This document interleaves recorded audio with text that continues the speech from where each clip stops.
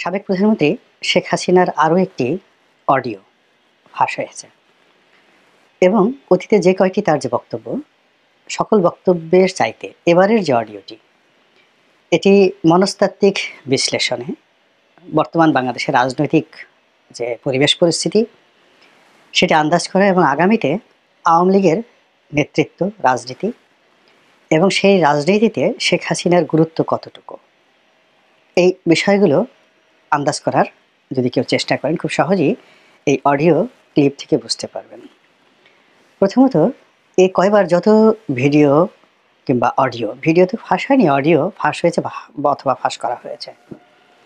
এখন এই সকল অডিওর যে ক্লিপ, সেখানে মূল উদ্দেশ্য ছিল যে শেখ হাসিনার বক্তব্যগুলোকে বাংলাদেশে অন টেস্ট কেসে পাঠিয়ে দেওয়া, এবং সেই কাজগুলো যারা করেছে তারা যথেষ্ট সফল হয়েছেন। এবং শেখ হাসিনা, আপনি লক্ষ্য করবেন যে প্রথম থেকে এ পর্যন্ত যত কথাগুলো বলেছেন, তো তার কোনো কথার মধ্যেই ধারাবাহিকতা ছিল না। কখনো তিনি বিষণ্ণ ছিলেন, কখনো তিনি কেঁদেছেন, কখনো তিনি হুমকি দিয়েছেন, কখনো তিনি আবার তার সেই যে সাবেক ভাষা, সেই ভাষায় কথাবার্তা বলেছেন, তর্ক করার চেষ্টা করেছেন। এবং তিনি যেভাবে খোঁটা দিয়ে কথা বলেন বিভিন্ন মানুষকে, ঠিক সেইভাবে ডক্টর ইউনূসকে খোঁটা দিয়ে তুচ্ছ-তাচ্ছিল্য করে কথা বলার চেষ্টা করেছেন। আপনারা যদি মনে করেন যে এটি শেখ হাসিনা নেহায়েত একটি ব্যক্তিগত পাগলামো, তার দুর্বলতা, অথবা তিনি সম্বিত হারা হয়ে পড়েছেন, আমার কাছে মনে হচ্ছে আপনি ভুল করেছেন।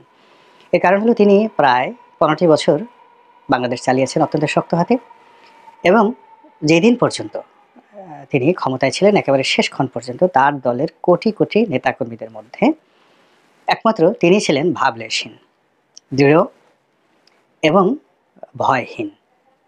তার সঙ্গে যারা ছিলেন, সেনা কর্মকর্তা, সিভিল সার্ভিসের কর্মকর্তা থেকে শুরু করে আরও অনেকেই, তারা ভয়ে কম্পমান ছিলেন। রাজনৈতিক যে সকল নেতৃবৃন্দ সেখানে ছিলেন, তাদের হাঁটু কাঁপছিল, কিন্তু তিনি একেবারে শেষক্ষণ পর্যন্ত অত্যন্ত দৃঢ়তার সঙ্গে দাঁড়িয়েছিলেন, সবাইকে সান্ত্বনা দিয়েছেন, এবং তার মধ্যে ভয়, অনুশোচনা, আতঙ্ক কোনো রকম তার বডি ল্যাঙ্গুয়েজে ফুটে ওঠেনি। আপনারা যদি তার চলে যাওয়ার সে দৃশ্য দেখে থাকেন, এবং আপনার যদি যে মৌখিক এক্সপ্রেশন বা ফেসিয়াল এক্সপ্রেশন সম্পর্কে ধারণা থাকে, তো ওই সময় লক্ষ্য করবেন যে তাকে জড়িয়ে ধরে বা তাকে স্পর্শ করে একজন সরকারি কর্তা, মহিলা কর্তা, তিনি অঝরে কাঁদছিলেন। কিন্তু এই ঘটনায় শেখ হাসিনা একটু বিচলিত না হয়ে তাকে সান্ত্বনাও দেননি, বরং খুব দৃঢ়তার সঙ্গে তিনি তাকে বোঝানোর চেষ্টা করেছেন যে তিনি যাচ্ছেন, আবার তিনি ফিরে আসবেন। এরকম তার অভিব্যক্তি আপনি ফেসিয়াল এক্সপ্রেশনে খুঁজে পাবেন। তো সেই শেখ হাসিনা ভারতে গিয়ে ইচ্ছে করেই তিনি একটার পর একটা অডিও রেকর্ড তিনি তৈরি করেছেন এবং ফাঁস করেছেন, এবং সেটি নিয়ে আমরা সারা বাংলাদেশের মানুষ নাচানাচি করেছি এবং এখনও করে চলেছে, এবং এটাই তার রাজনীতির প্রধান সফলতা। তিনি এমনটি চেয়েছিলেন, এবং তার সেই বক্তব্যের কারণে আমরা যে রেসপন্ড করছি, এর দ্বারা তিনি খুব স্পষ্ট করে বুঝে নিয়েছেন যে বাংলাদেশে তার গুরুত্ব রয়েছে, তার ভয় এখন অনেকে কম্পমান, তাকে ভালোবাসেন অনেকেই, এবং তাকে কাছে নেওয়ার জন্য অনেকেই আগ্রহী, এবং তাকে কোনো অবস্থাতেই রাজনীতি থেকে মাইনাস করার কোনো সুযোগ নেই। এর কারণ হলো, যখন তিনি কেঁদেছেন, তখন তিনি মানুষের প্রতিক্রিয়া দেখেছেন যে তার সেই কান্নাকে কারা গ্রহণ করলো এবং কারা এই কান্নাকে নিয়ে তুচ্ছ-তাচ্ছিল্য করলো, গালাগালি করলো, হোয়াট এভার মেবি। যখনই তার কোনো একটা বক্তব্য মানুষের দৃষ্টিতে আসছে এবং মানুষ সেটা নিয়ে রেসপন্স করছে, ইট মিনস তার একটা সোশ্যাল ভ্যালু রয়েছে।